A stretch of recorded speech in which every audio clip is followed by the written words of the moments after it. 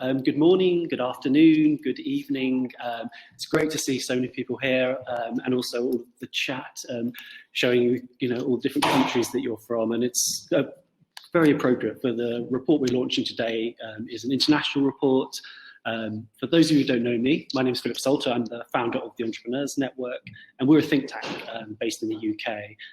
We do a lot of UK policy work, but we also look at international policy work as well, and particularly through ABE. So this is the second report we've done with ABE. So for those of you that aren't aware of ABE, you'll hear a bit more from Rob later, but they're a non-for-profit skills development specialist and awarding organisation providing internationally recognised training, credentials and quality assurance in the fields of business, entrepreneurship and employability.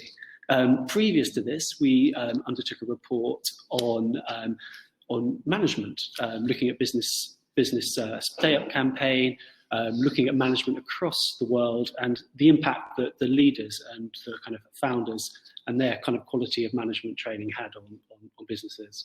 But today we're here to talk about the report that we launched today. A lot of you would have been sent that via email. I'll also put a link to it up in the chat a little bit later.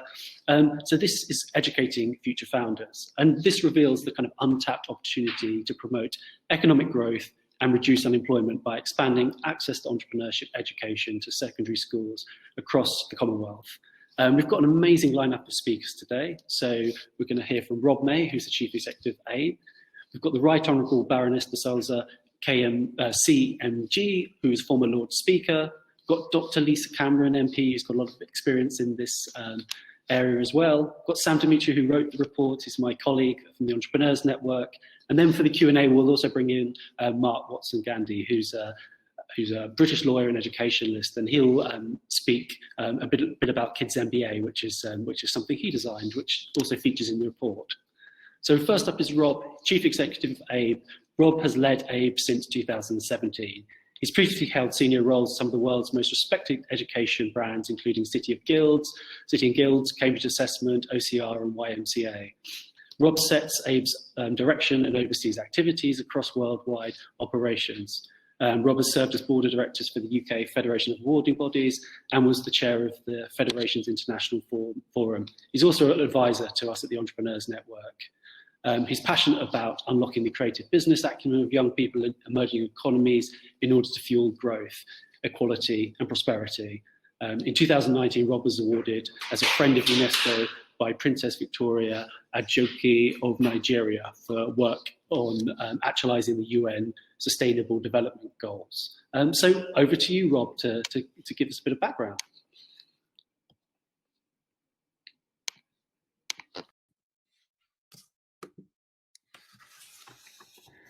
Thank you, Philip, for that introduction. On behalf of ABE, thank you to everyone who's tuned in to this very special and exciting online and for showing your support for this theme of educating future founders. Thank you especially to today's special guest speakers, the Right Honourable the Baroness Frances de Souza and Dr. Lisa Cameron, MP. Originally, we had arranged for this report to be circulated at the Commonwealth Heads of Government meeting in Kigali in June. But sadly, that event was cancelled. But I must also thank the Commonwealth Business Forum for supporting this initiative from the beginning and offering us that platform at the Heads of Government meeting. And hopefully we'll get there next year and we'll be able to share and build on this event and share the findings with a wider international audience. We're very proud to be supporting this exciting initiative. We believe that it's the largest study of its kind into entrepreneurship education interventions for school-aged children, and as we can see, with an international focus. I've been very fortunate to have travelled around the world visiting schools across the Commonwealth, and the question I get asked most often by children is, how do I become an entrepreneur? And this is surprising because children are naturally curious, they are collaborative and imaginative. As we all know, they take risks and they're often very competitive. And usually the ideas they have would benefit society as a whole. And these are all excellent entrepreneurial traits.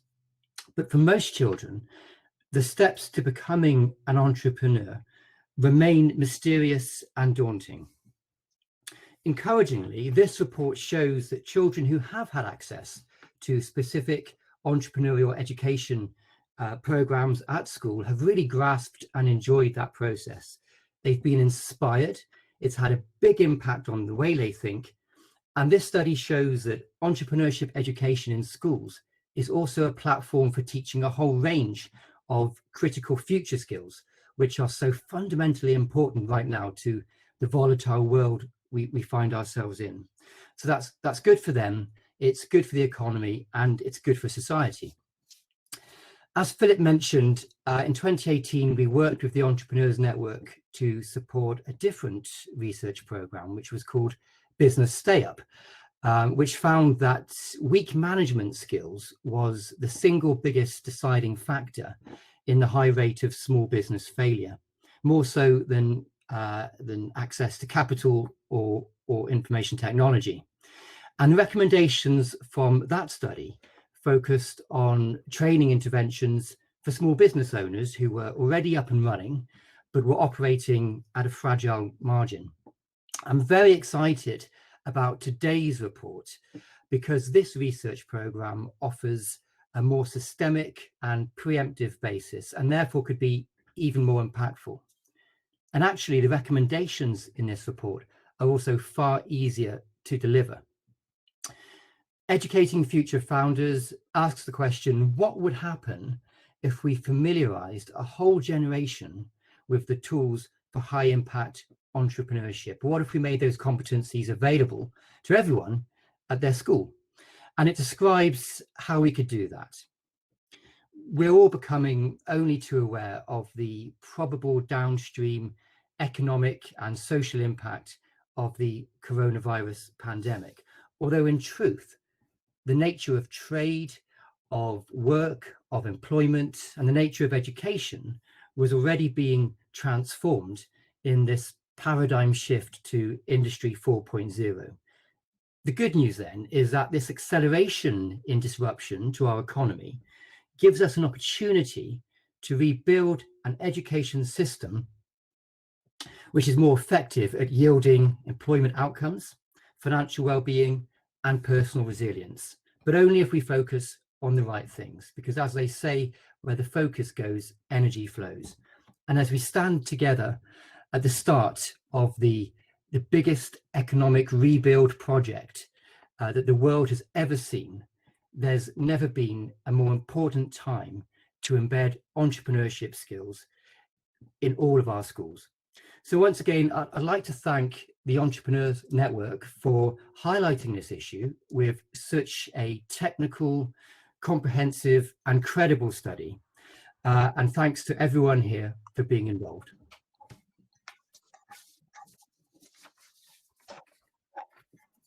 Thank you very much. I'll just introduce the Right Honourable Baroness de Souza here, who sat under the title of the Lords since the 15th of September 2004. She was Lord Speaker from the 1st of September 2011 to 31st of August 2016. After studying at University College London, Oxford, she worked for the Nuffield Institute of Brain Chemistry and Human Nutrition, Oxford Brookes University as an independent research consultant for the United Nations and director of the human rights organisation Article 19. She's a member of the Executive Committee of the Commonwealth Parliamentary Association, president of the Children First Alliance, president of Young Citizens, and trustee of the Parliamentary Human Rights Group.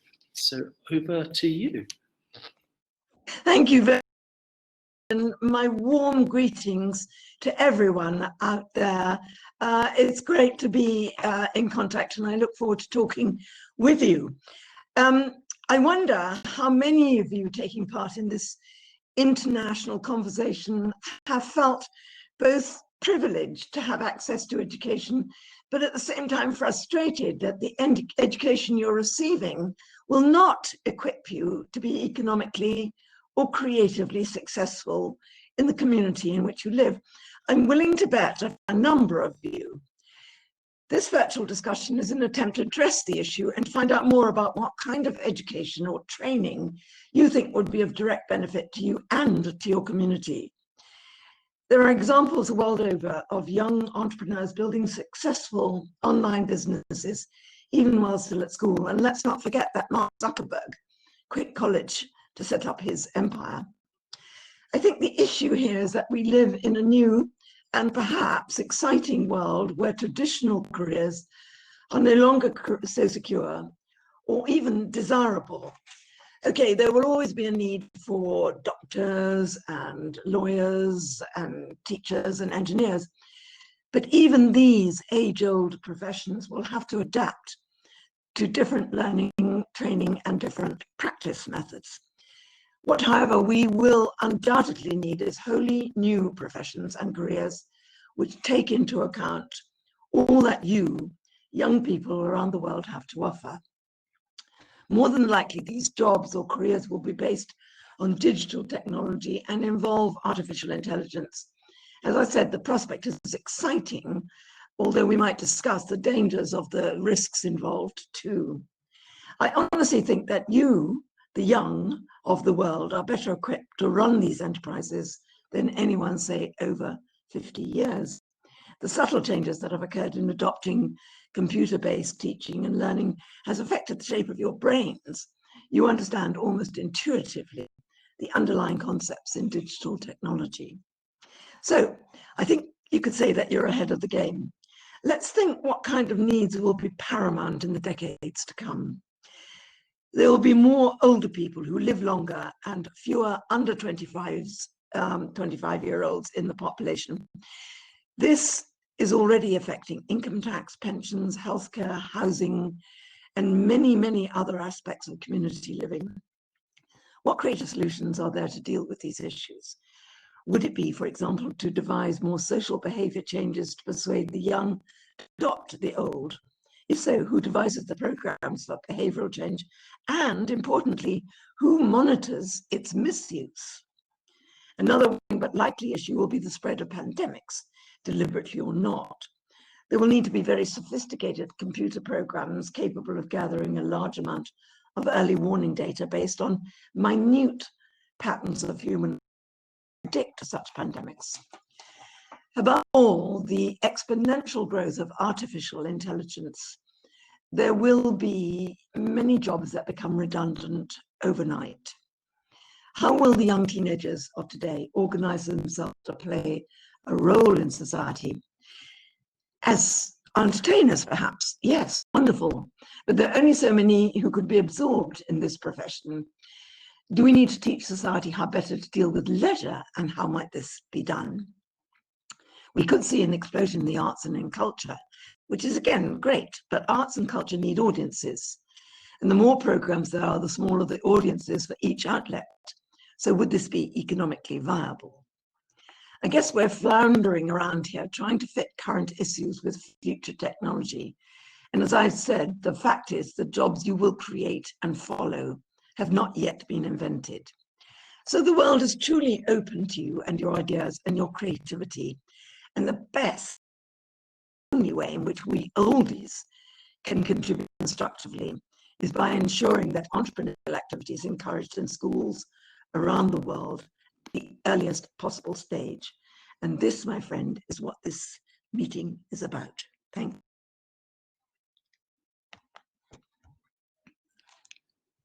Excellent. Thank you so much, Frances. So next we're joined by Dr. Lisa Cameron, who's Scottish National Party MP for East Kilbride, and has been an MP continuously since 2015. She currently undertakes the role of Shadow SNP Spokesperson on mental health.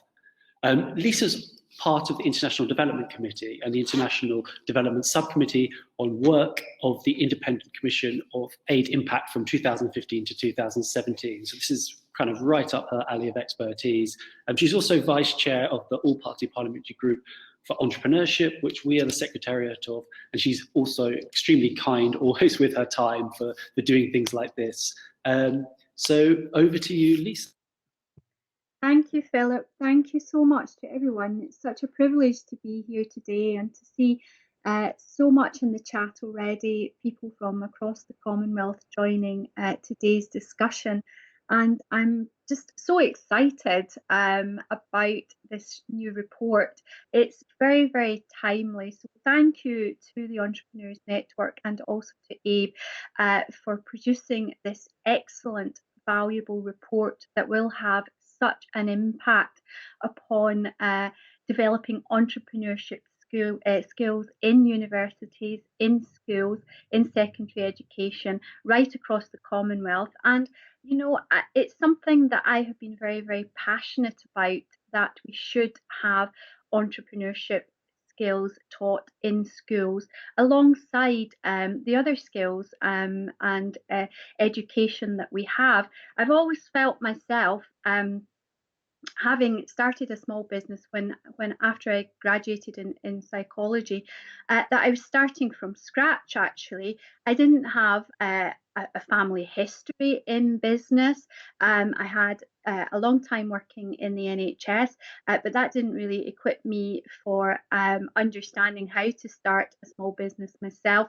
And I really lacked confidence and skills and self-esteem round about the business world, and I didn't know how things worked.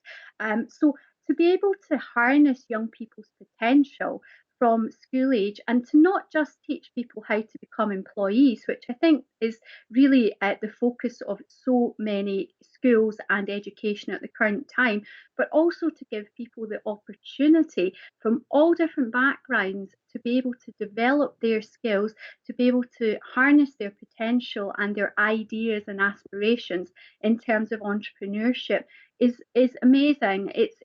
It makes good sense in terms of the economy, of course, but it also means that we harness everyone's potential from such an early age, because those barriers that I experienced, I think many people experience. If you don't have a family background yourself in business, it doesn't mean that you don't have good ideas, and it doesn't mean you don't have the potential to start a business. You just need that support, that a little bit of business knowledge and understanding. I also think that mentoring is so important, and I've just become chair of the Mentoring All Party Parliamentary Group in our Parliament, linked with the Diana Award. So mentoring young people is something that I feel we really have to do so much more of, and I think it links fantastically well with the work of this report. Schools themselves have, a tall order, particularly just now with all of the difficulties that we've had, but this is going to add so much to people's abilities and potential moving forward, that we just can't avoid doing this in order to harness that potential for the future. It's invaluable, and I would say congratulations to the authors of the report and to those who have supported it. I'm really keen to speak with people today about their experiences and what more we can learn, because overcoming the challenges and the barriers that young people face from so many different backgrounds, much of my work in Parliament is with the Disability All Party Parliamentary Group that I've chaired since 2015, and I'm very, very keen that people who face additional challenges to start businesses, such as disabled persons, those from minority backgrounds, etc., in different countries, are able to have education, to have mentoring, to have support, and to overcome those challenges. And this will mean such a positive outcome across the Commonwealth, for the UK, for Commonwealth countries, for everywhere where there is young people's aspiration, because we must meet this.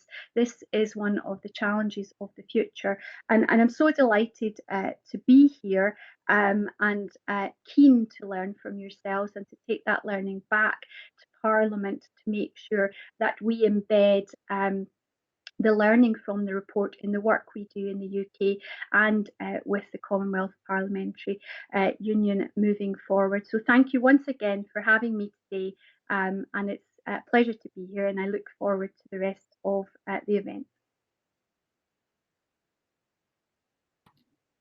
Thank you so much, Lisa. That's Becca. That's great. to kind of hear your thoughts, and I'm sure we'll have lots of questions. So finally, from the speaker side of things, we have Dumitriu, who's my colleague at the Entrepreneurs Network and the author of this report.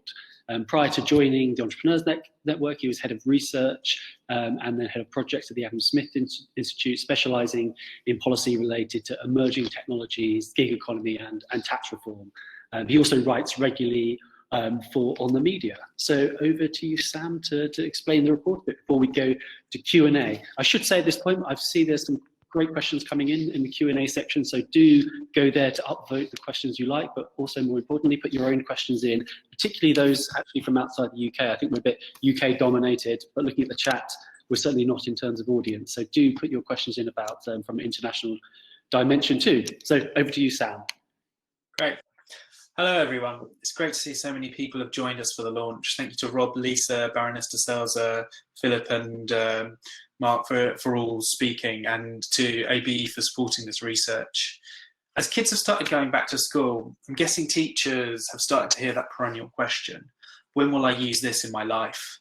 Teachers often have a good answer, but it's a question that's perennially worth asking, I think, because our economy has undergone massive changes. So looking at the UK, the number of young people working for themselves has doubled over the past 2 decades. New jobs are being constantly invented as technology advances, and there's been a cultural shift. Young people increasingly see entrepreneurship as a desirable path. Some polling I commissioned last year found that more than half of 14 to 25-year-olds in the UK have thought about starting a business. And if you look more internationally across the world, a third of young people aged 18 to 24 intend to start a business in the next 3 years. And the entrepreneurial intentions are strongest in sub-Saharan Africa and Latin America and the Caribbean, where over half of young people intend to start a business. But, and there is a but here, a significant proportion of young people in sub-Saharan Africa, they're pursuing entrepreneurship out of necessity, i.e. things like a lack of good work opportunities, rather than having identified a profitable business opportunity. So educators across the globe have a challenge. They need to adapt the curriculum to stay relevant to a changing world of work. They need to teach students how to adapt to coming technological shifts, and they need to equip them with the skills they need to work for themselves. The case for modernising the education system is strong everywhere, but it's especially strong in developing countries where youth unemployment is high and many will have no option but to go into business for themselves. As it stands, many of those young business owners will not employ anyone else. So that's the problem and the challenge. So what's the solution? Well, there's no silver bullet, but I believe that expanding access to entrepreneurship education for students as young as 11 can play an important role. There are 3 broad sets of reasons why. First, entrepreneurship education can equip students with the skills and mindsets necessary for success. Even if students don't go on to become entrepreneurs, financial literacy, business awareness, and an entrepreneurial mindset will serve them in good stead. These traits, plus creativity and grit, the ability to sort of stick at a problem, are highly valued by employers. And the evidence suggests that teaching entrepreneurship cultivates them and gives young people an edge in the job market. For instance, a large Norwegian study found that adults who had taken part in school entrepreneurship programs when they were 14 and 15 were more likely to be in leadership positions at work and less likely to be unemployed than otherwise similar students 10 years down the line. While in Uganda, school kids who've taken part in Teach a Man to Fish's School Enterprise Challenge, a really great initiative where students set up real businesses within the school, and then the schools can use the profits from those businesses to expand access to education, earn 26% more than the national average wage, and are less likely to be unemployed when they leave school. The case here for acting early is strong, as mentalities are easier to shift at a younger age. Second, entrepreneurship education can complement traditional learning. By learning entrepreneurship, students end up applying skills and knowledge they've learned in other subjects. Not only does this reinforce the learning, but it also answers the question I asked at the start. When students get that intuitive grasp of the reason they are learning something, they become more engaged and more likely to be active participants. In Denmark, students taking part in an entrepreneurship program were more likely to report that they enjoy being in school and were less likely to say, I get bored a lot in school. While in Uganda, people in the School Enterprise Challenge that I mentioned just a moment ago were less likely to drop out and more likely to perform better in STEM subjects as a result of participating. And understanding the applicability of classroom knowledge can also raise ambitions for further study. So high school students who took part in NIFTY, an extracurricular program that teaches business skills alongside financial literacy in the US, doubled their interest in attending university after taking part. So those are two big reasons, but there's a third one too. Entrepreneurs play a vital role by identifying opportunities and creating new jobs. If we can improve the quality of entrepreneurship, it will have knock-on effects for wages, employment, and consumer choice. One large study with nearly 10,000 subjects found that Swedish students who had taken part in an entrepreneurship program at school were more likely to start a business, and conditional upon having started that business, were more likely to earn more from starting a business more than a decade later. So it shouldn't be a surprise, but it shouldn't be a surprise that early exposure can affect long-run outcomes. From research on exposure to innovation and invention finds that children who grow up in areas with more inventors are more likely to become inventors themselves. Likewise, the type of invention they're exposed to actually affects what they invent later. So it's very clear that exposure to creativity, exposure to problem solving can lead you in later life to become more of a problem solver yourself. Now, further research also says that most entrepreneurs have role models they know personally. So expanding access to entrepreneurship education in the classroom can help us ensure that what you know, not who you know, will determine whether or not you start a business. Now, recent events highlight the value of teaching young people to be resilient and adaptable. As the world undergoes this rapid economic change, entrepreneurship education can equip young people with the skills to adapt. Unfortunately, too often schools teach as if nothing has changed. But if we can expand access to entrepreneurship education, we'll not only support the next generation of founders and job creators, but also teach young people the skills they need to thrive in the modern economy. Thank you. Great, thank you. Can I ask all the speakers now to kind of come back onto the main stage as it was, and we will we'll do some Q&A. I've got some great questions coming in, and it'd be great to have. Well. So Mark has joined us as well, Professor Mark Watson-Gandy. So he's joined us as one of the case studies of the report. So Mark is a British lawyer, an educationalist, and a bit of a polymath if his LinkedIn is anything to go by. He practices in the area of insolvency, company, banking, and international private law. But he's here in his capacity as chairman of Kids MBA. And this is a course targeted at children aged 11 to 15. And so I think in the first instance, it'd be great to hear from you, Mark, about, and then I'll open up to the rest of the panelists, how can entrepreneurship be taught, and what are your kind of thoughts from your experience of Kids MBA, and more broadly as to how this can be done? My experience, the reason behind Kids MBA came very much from my work as an insolvency lawyer. There was a sort of dawning realization that many of the businesses that I saw failing, many of the businesses that were funding my practice, weren't failing because they were bad businesses or that they were bad business ideas, but because the owners of the business had made a fundamental business mistake.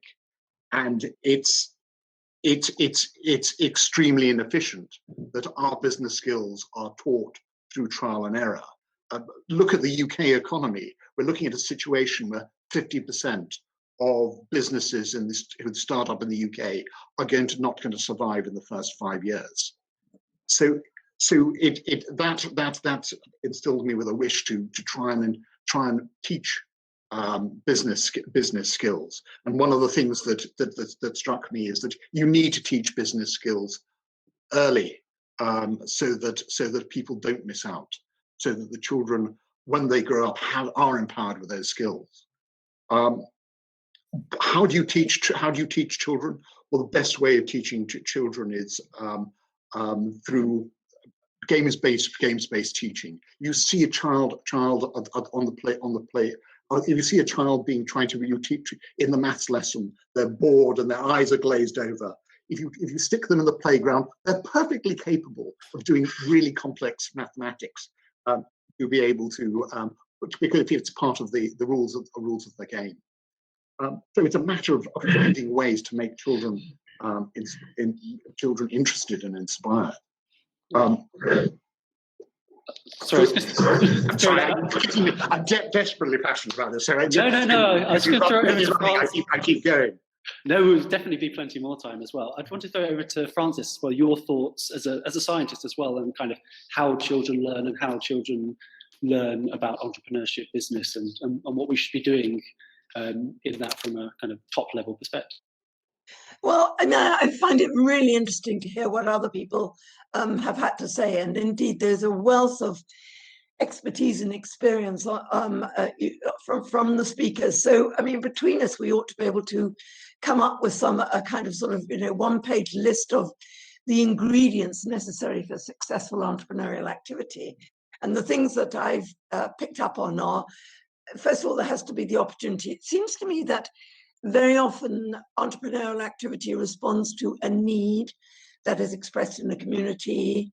And I've given some examples in my foreword to the report about my school in Afghanistan. I think there has to be encouragement from people. I mean, all too often, and I think this has been reflected in the chat and the questions, teachers say, well, look, that's not part of the curriculum, or there's no exam for that, or go and do that at home, or whatever.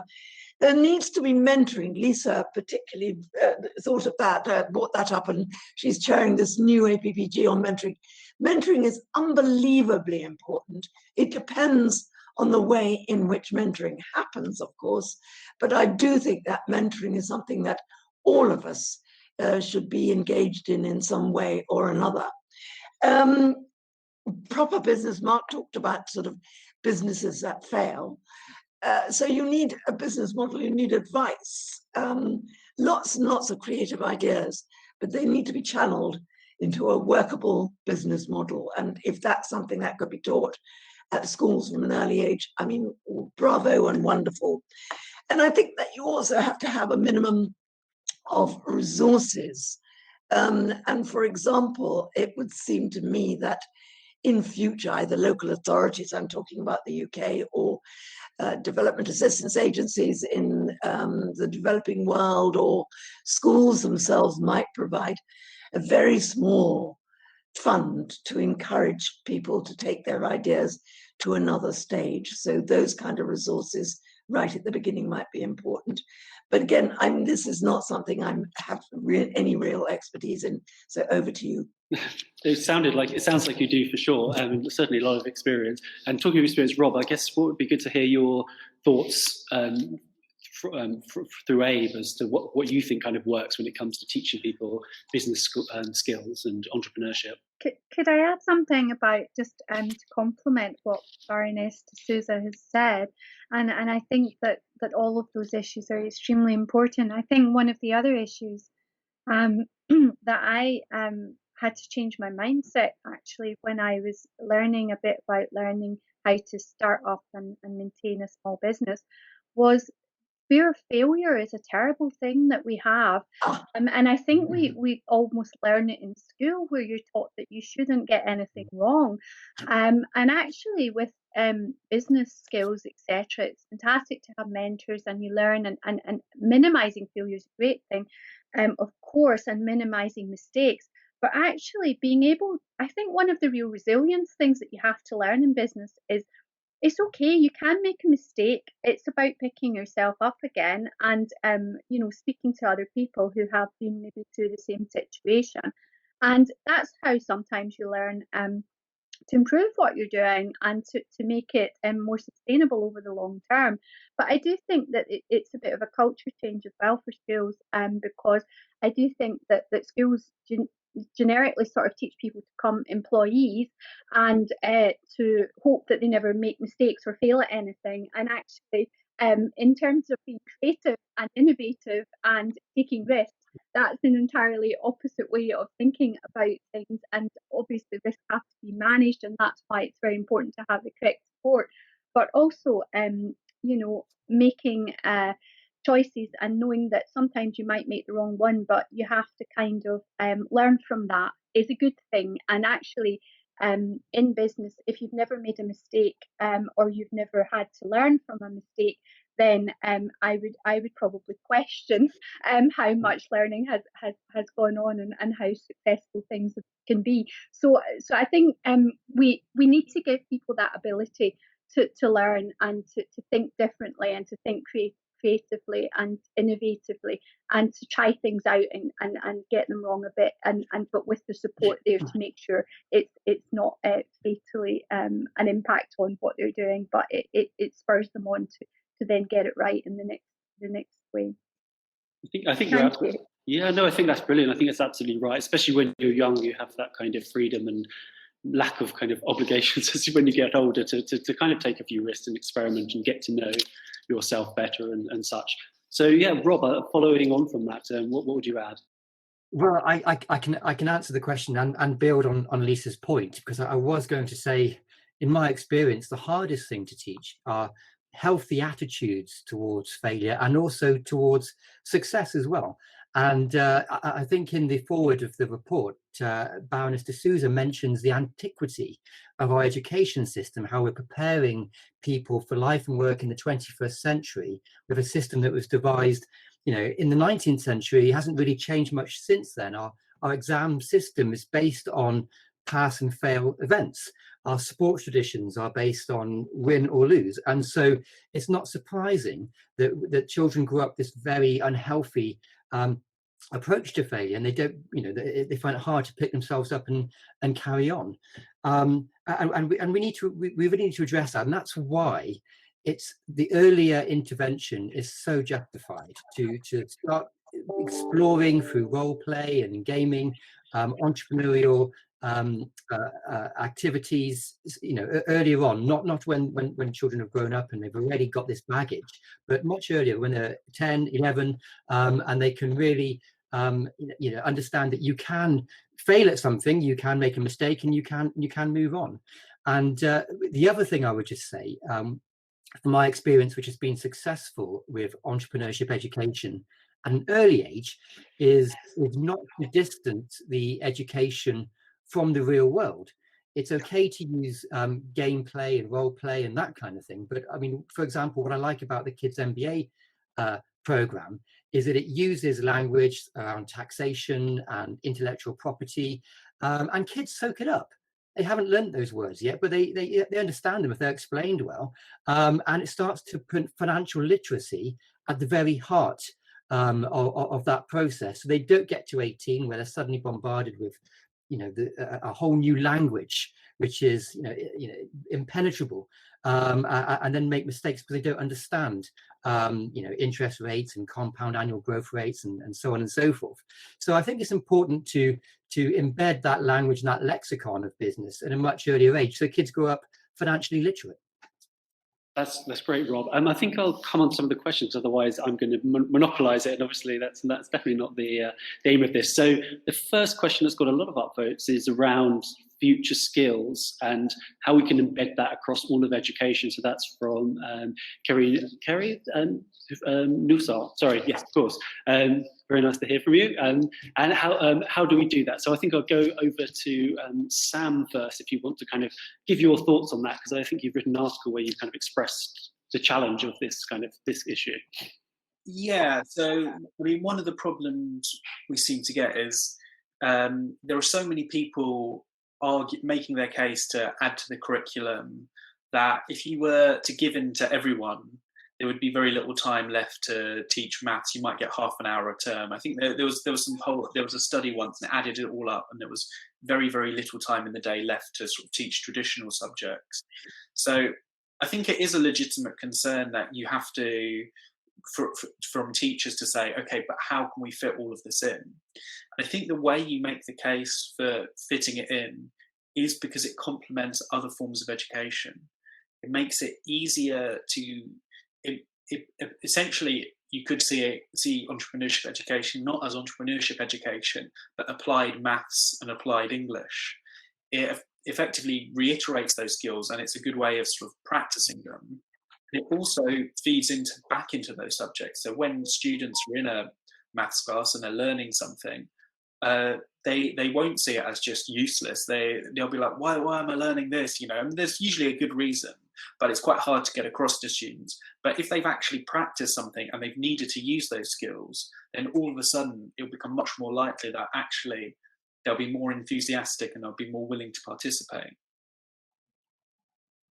Be good to hear thoughts, I guess, from Francis. I'll go over to Mark as well about how you do that in other countries as well, to get that kind of international perspective, because it's not just the UK. Like, what is the scope for this sort of training in the countries that you've experienced, Francis? Well, I mean, I think the scope is limited, but there's always a limitation on anything that's new and entrepreneurial. I think that, gradually that will obviously change.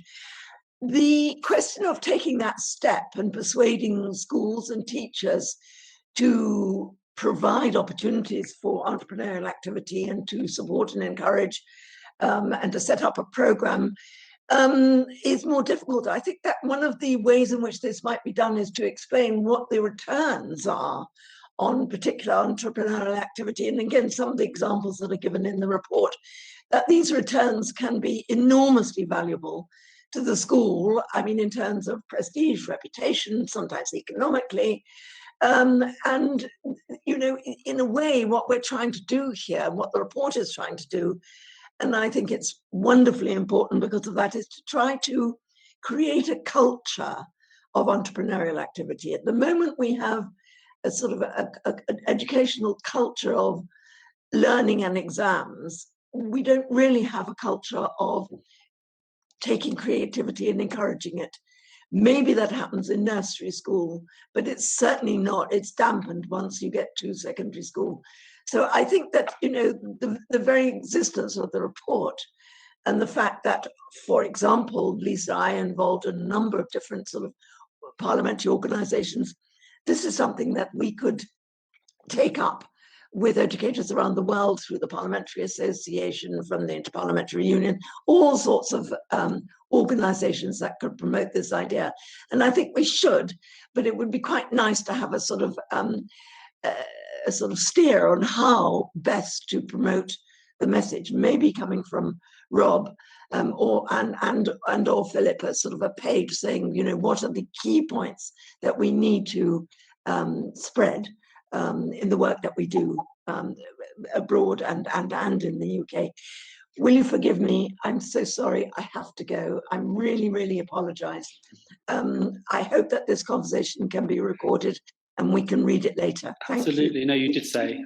So just so everyone knows, Francis is, thank you very much, Francis, for speaking, and I'll let you leave now. She just needs to go and ask a question in the House of Lords. So it's not for a small reason, it's these things. Forgive me. Okay.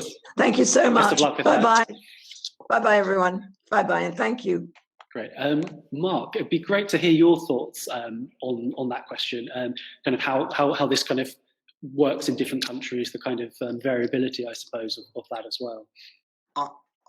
I think the one I have had the privilege, and it is an enormous privilege of being able to teach children around the world about business skills. And the one thing that you find is that there is a commonality amongst children around in every country. It doesn't matter about their class. It doesn't matter about their country. You see the same. The children are all get business skills. They all find it enormously empowering. It boosts their confidence. And yes, Sam's entirely right. It does entirely support STEM subjects, because you need to use your maths and your English and your other skills. It's just they become relevant to enable you to learn the subject. The one thing that I think that limits the teaching are the grown-ups. We make presumptions that children won't be able to understand. They won't have good ideas. The astonishing thing you find is that if you have a kid and his dad or his mum are a CEO of a major corporation, they grab the kids by the ears and they drag them to learn about business skills, because they know from their life that these are skills that are absolutely essential to instill at an early age. if you've got a kid whose parents are employees, who are blue collar workers, who are even teachers, there isn't the sense of the relevance of these skills for later life, because the children will no doubt become employees later. In reality, these are skills that are universally useful, and so it's a matter of us taking the initiative and giving the children the opportunities, because the essence is, all we're doing them is giving them the tools to make their dreams a reality. And when you see children learning about this, you see the one thing that's incredibly humbling is you see the confidence amongst those children soar, and the enthusiasm grow. It makes being an educator worthwhile. Thank you so much. There was some stuff that Lisa was saying previously about that kind of confidence angle. So the next question we have here is around equipment. So this is kind of looking at, I guess, the international perspective, like access to the internet. But I think it also be applicable to the UK in certain regions where where people don't have the kind of resources that they have in others. So I'll go to Rob first, and then Lisa, and anyone else who wants to answer this question around how we can ensure that this is for everyone and not just for kind of the elites, let's say. So over to you. Thanks, Philip. We were very keen from the outset, weren't we, that this report should have an international lens. It shouldn't just be covering the UK or even developed countries. It can draw on the experience of Denmark and Sweden and the UK, but also purposefully we peppered the report with case studies from across the global south, from across developing countries, from across the Commonwealth. And I mentioned at the top of the conference, originally we worked with the Commonwealth Business Forum to circulate this report at the heads of government meeting, because we felt that the recommendations and the evidence base had a universal applicability to various different countries and cultures. And in fact, we ran a pilot of an entrepreneurship education program in a school in Kigali at the Umubano Academy with 11 to 15-year-olds. That case study is featured in the report, and the impact, and that's a very low-tech education institution, but the outcomes which are featured in the report show that children grew in confidence, in self-esteem. They found a voice. They started to focus on what they could do, that entrepreneurship or even self-employment was a viable path open to them. And one of the things which that program also tried to instill was that, to move beyond this trap of micro-entrepreneurship or self-employment out of necessity. It's about thinking big, thinking about how you can commercialize innovation and scale that innovation so that you can generate jobs and create prosperity in your wider community.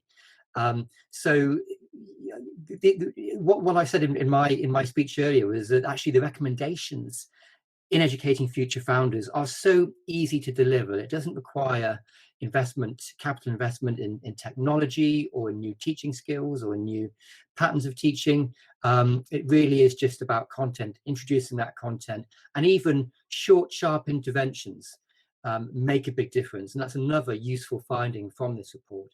We're not talking about a massive curriculum change here.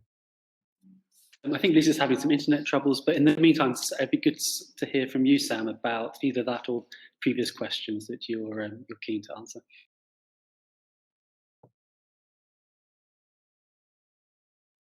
I think you're on. I think Sam's on mute. You're on mute. Yes, someone had to do it. It's inevitable.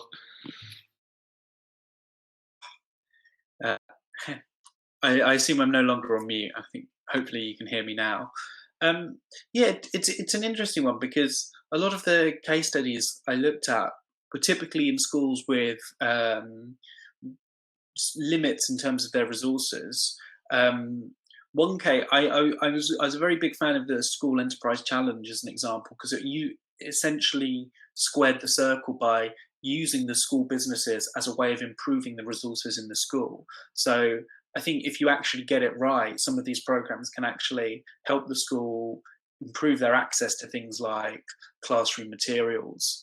So I think that's one angle. But I was also quite impressed by the Prince's Trust, where they brought sort of computer-based learning programs to places such as Pakistan, Jordan, Kenya, for schools there. So I think sometimes it might be the role of a NGO to sort of step in and provide them with more resources, and then from there, if it works, it can create the case for scaling that and making more of an investment if it pays off. So I think sometimes you need charities, NGOs to take that risk.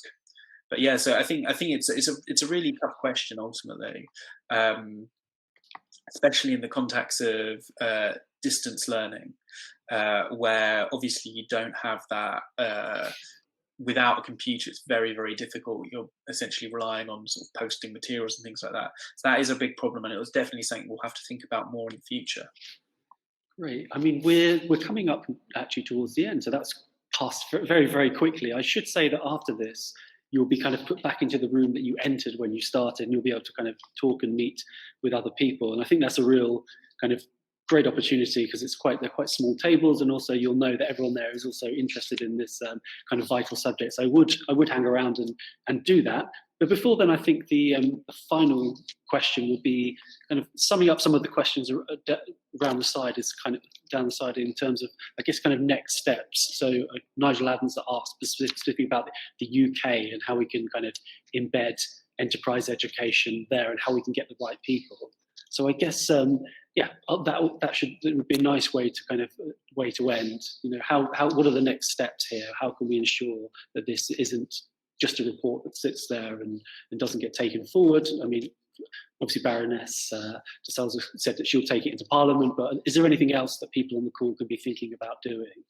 So I'll start with Mark, then Sam, and Rob. Hopefully Lisa will come back, but otherwise, we'll end it there. So Mark, what do you think the next steps need to be? I think what we need to do is to embed business education into the curriculum, and this is something that needs to be done in every country. It's an international issue. We tend to underestimate how capable children are, and it's incredibly important that they have this resource made available to them. If I can give you two throwaways, and it's not on the subject, but I've got from teaching children. It's firstly, children do get business skills, and they also do have incredible business ideas. Forget lemonade stalls. Firstly, they have a cannier idea. They have a cannier idea of the market than we do, because they've limited cash. They're a much more discerning consumer. They have time to think about things. We should listen to them. Great, that's excellent. We could have ended everything on there. That was a really, really nice speech. Sam, what are your thoughts on kind of how to take this forward? You're on mute, by the way, so just to give you a pre-warning. Wow, I didn't want to get caught out twice. So I think one of the important things is to continue to build the evidence base. So obviously, my report basically took in as much evidence as I could find. But ultimately, we want more information about what exactly works. We want to compare schemes against each other. So I think it's a good idea for aid departments, for global bodies such as the Commonwealth, to sort of invest in randomized controlled trials, comparing different approaches, so we can build that knowledge up. It also involves tracking people over a long time and seeing how the effects of those schemes turn out. I think that will probably be one way of convincing people in government departments, how to determine the curriculum. But then I think the other one is we also have to make the case that these are increasingly what students want from an education. And obviously, often what students want from education isn't always considered just as the priority. But what students increasingly want is things that will prepare them for the sort of world to come, prepare them. A lot more of them want to start businesses, but this education system has been quite poor at responding to that demand and equipping them with those skills. So I think a lot of it is being more responsive and making the case that actually students want this, students want the ability to experiment with ideas like this, because many of them will go on to pursue careers in this field, and at the moment they're being a bit shortchanged by a sort of relentless focus on sort of traditional academic routes, traditional employment routes. Great, Sam. Lisa, I'll come to you while you're here, because otherwise we might drop off. But yeah, the question is, what how do we take this forward? What would be the next steps to ensure that this report kind of gets actioned? I guess the UK angle would make sense here. Well, obviously, I mean, I'll take these issues back through the House of Commons, and we'll continue to champion that this becomes a reality rather than sitting on a shelf as many reports do, because I think it's absolutely vital. But I do think also, as well as curriculum being addressed, there has to be active participation. So we have to have that collaboration with business.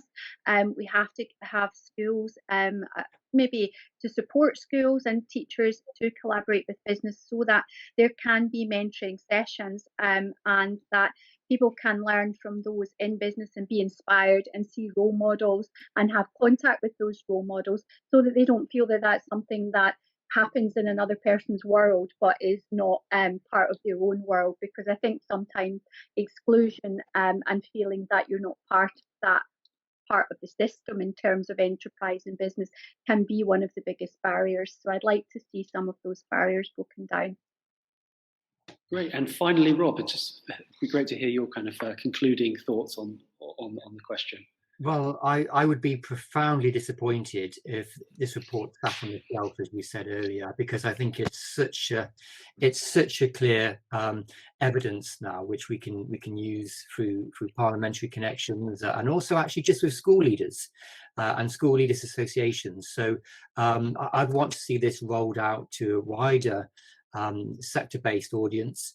So because I think it's really clear what we need to do next. But what's clear from the research is that there's some forward-thinking schools out there which are already embedding Key Stage 3 entrepreneurship education into their curriculum, but it remains fragmented.